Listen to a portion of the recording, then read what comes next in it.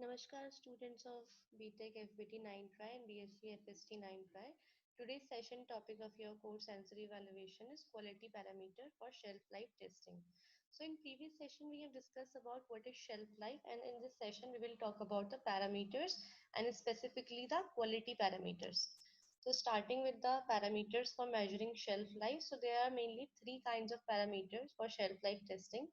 The first one is sensory changes, second is physiochemical analysis, and the third is your microbial assay. तो first sensory changes. तो sensory changes में क्या होता है, sensory changes से हम कैसे पता लगाते हैं कि हमारे प्रोडक्ट की शेल्फ लाइफ कितनी हुई है कितनी बाकी है. By their appearance, their consistency, their colour, their aroma, their taste, texture. ये सब हमारा जो पैनलिस्ट होता है वो एनालाइज करता है, and after the analysis by the panelist it is verified कि हाँ जो आपका प्रोडक्ट है वो मार्केट में जाने लायक अभी सेफ है या नहीं है, या उसकी शेल्फ लाइफ कितनी होगी. ठीक है. तो सेंसरी चेंजेस मतलब कि by the help of sense organ हम पता लगाते हैं कि जो आपका प्रोडक्ट है उसकी शेल्फ लाइफ कितनी होगी. They are usually these are usually quantitative quality measurement from train panels. ठीक है. तो आपके जितने भी फूड प्रोसेसिंग इंडस्ट्रीज होती हैं वहाँ पे ट्रेन पैनल्स होते हैं आपके. ठीक है. तो वो पैनल्स जो होते हैं उनको फुल ट्रेनिंग होती है कि अगर ये शेल्फ लाइफ, इसकी शेल्फ लाइफ कितनी हो सकती है अगर इसका टेस्ट ऐसा इतने टाइम तक आ रहा है, इसका कलर अगर ऐसा है. ठीक है. तो depending upon their sensory attributes they can calculate their shelf life, and then उसके बाद वो मार्केट में आपका उतनी पर्टिकुलर शेल्फ लाइफ के साथ आपका मार्केट में एक्सपोर्ट होता है. ठीक है. So this is the first kind of parameter for measuring shelf life. The second one is physiochemical analysis. Physiochemical analysis में क्या होता है, यहाँ पर हम जो प्रोडक्ट होता है ड्यूरिंग द स्टोरेज उसमें कौन कौन सी केमिकल रिएक्शन हो रही है तो वो हम मेजर करते हैं इसमें. ठीक है. उसके फिजियोकेमिकल चेंजेस क्या क्या हो रहे हैं. तो और जो उसके बाद जो रिजल्ट्स आते हैं, ये R&D लैब होती है आपकी, रिसर्च एंड डेवलपमेंट लैब. ये लैब जो होती है आपकी हर फूड प्रोसेसिंग कंपनीज में होती है. तो R&D लैब्स में सारी टेस्टिंग होती है, एंड आफ्टर दैट टेस्टिंग जो क्वालिटी कंट्रोल लैब और क्वालिटी एश्योरेंस लैब होती है थोड़े शॉर्ट लेवल पे होती है. वहां पर आपके जितने प्रोडक्ट्स आते हैं वो R&D लैब वाली वैल्यूज से उस प्रोडक्ट को दोबारा से क्या करते हैं, रीटेस्ट करते हैं. तो जब आपकी वैल्यूज विद स्टैंडर्ड मैच होती है तो यू कैन से कि हाँ कि इसकी शेल्फ लाइफ ठीक ठीक आ जाएगी या इतनी आएगी. ठीक है.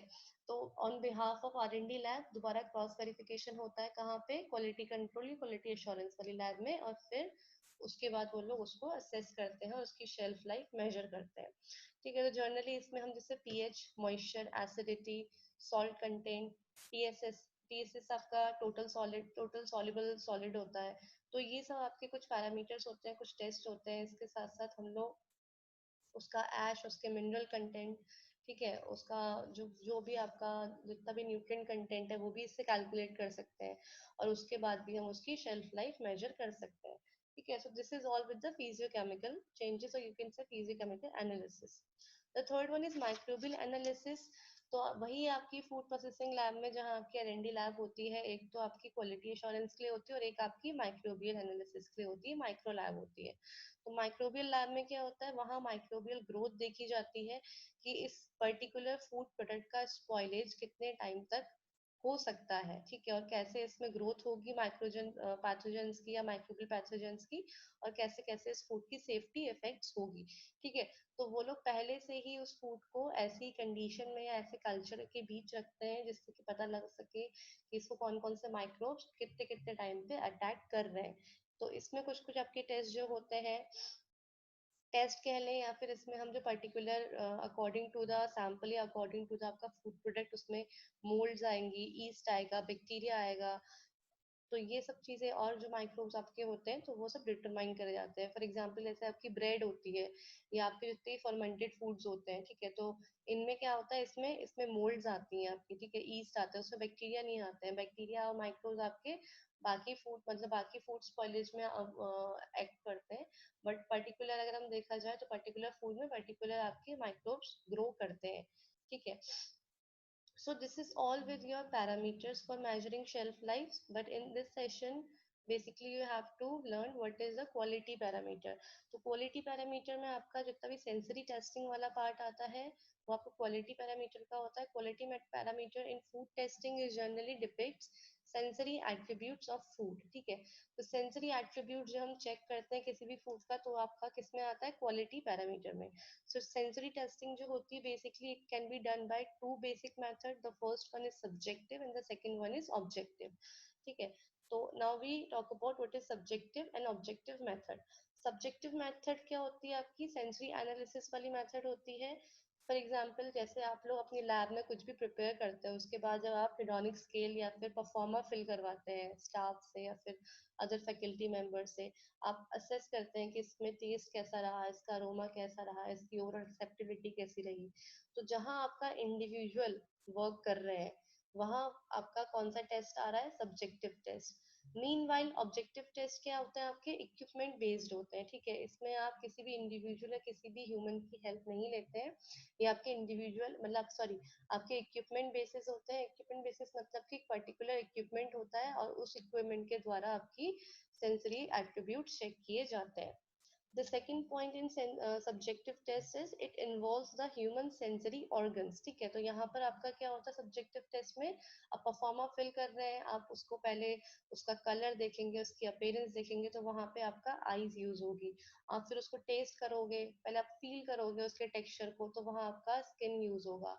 फिर आप उसको टेस्ट करोगे तो वहाँ आपकी टंग यूज होगी, आप स्मेल करोगे तो वहाँ आपकी नोज यूज होगी, ठीक है। तो ये सब आपके क्या है, ह्यूमन सेंसरी ऑर्गन है जो सब्जेक्टिव एनालिसिस में यूज होते हैं।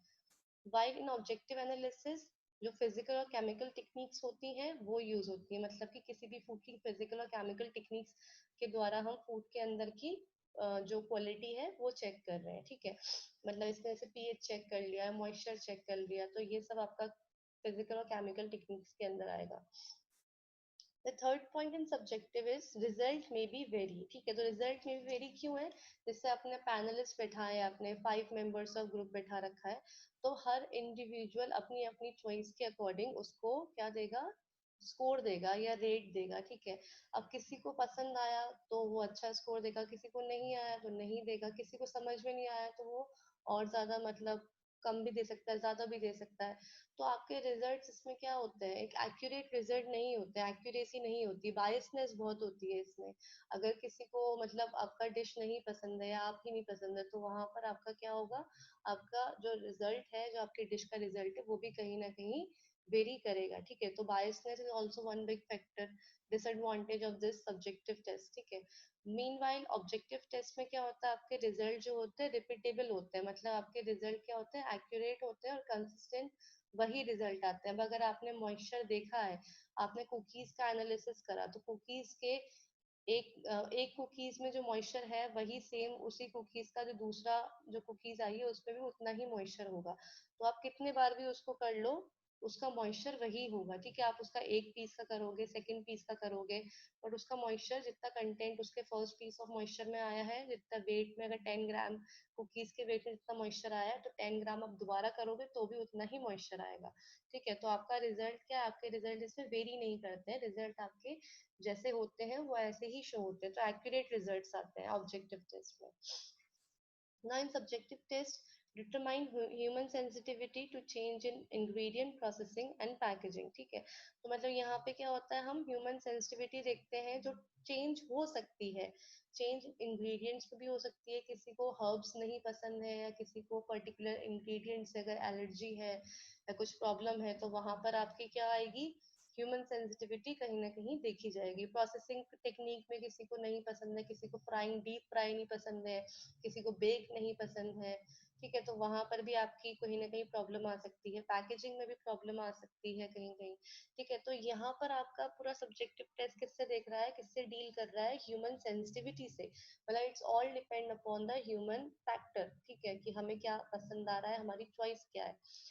While objective analysis need to find a technique appropriate for the food being tested, तो यहाँ पर हम क्या कर रहे हैं, यहाँ पर हम ह्यूमंस को ना लेके एक ऐसी टेक्निक, ऐसी अप्रोप्रिएट टेक्निक फाइंड आउट कर रहे हैं जो एक फूड को टेस्ट करने के कैपेबल है। Now in subjective test, determine the consumer acceptance. This is the one big advantage of subjective test कि हम इससे कंज्यूमर की एक्सेप्टेंस का पता लगा सकते हैं, ठीक है। जैसे कि आपने परफॉर्मा फिल करवाया और किसी ने अपने कमेंट्स में बोला कि अच्छा इसमें अगर ऐसा और हो तो और अच्छा लगेगा, ठीक है। तो आपने सजेशंस लिए, आपको फीडबैक मिला, तो उस फीडबैक से, उस सजेशन से आप उसको दोबारा चेंज करके, मॉडिफाई करके और अच्छे फॉर्म में प्रेजेंट कर सकते हो। तो उससे क्या होगा, आपकी कंज्यूमर एक्सेप्टेबिलिटी का पता लगता है। वाइल इन ऑब्जेक्टिव एनालिसिस आपका क्या होता है, ये सिर्फ सेंसरी टेस्टिंग से रिलेट होता है, ठीक है। इससे आप कंज्यूमर एक्सेप्टेंसी फाइंड आउट नहीं कर सकते हो, क्योंकि आपको नहीं पता है, आप किसी इक्विपमेंट से किसी ह्यूमन की चॉइस का पता नहीं लगा सकते हैं, ठीक है। जब तक वो अपने सेंस ऑर्गन के थ्रू उसको फील नहीं करेगा, तब तक कोई भी इक्विपमेंट पता नहीं कर सकता है कि उसका टेस्ट ह्यूमंस को कैसा लगेगा, ठीक है। तो इक्विपमेंट्स वाला पार्ट तो मशीनरी हो गया। तो यहाँ पर आपका सेंसरी एनालिसिस में, सब्जेक्टिव में, जो आपका कंज्यूमर एक्सेप्टेबिलिटी है, वहां पर आपका एडवांटेज है ये।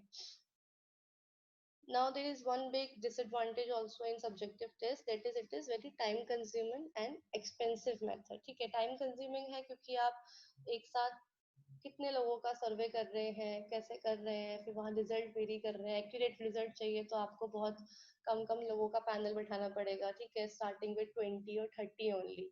तो वहां पर आपका क्या है, बहुत टाइम लगता है इस मेथड को परफॉर्म करने में, और एक्सपेंसिव मेथड भी होती है ये, ठीक है। वाइल ऑब्जेक्टिव मेथड क्या होती है, फास्ट होती है, एक तो टाइम कंज्यूमिंग नहीं होती, टाइम सेविंग होती है, चीपर होती है, and more efficient than sensory testing, और सब्जेक्टिव मेथड से ज्यादा एफिशिएंट होती है।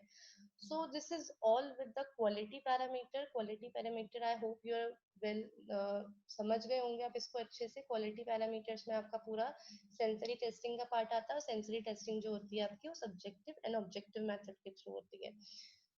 So this is all with the parameters or quality parameters for food life testing. In case of any doubt, you may ask in the comment section. Thank you all.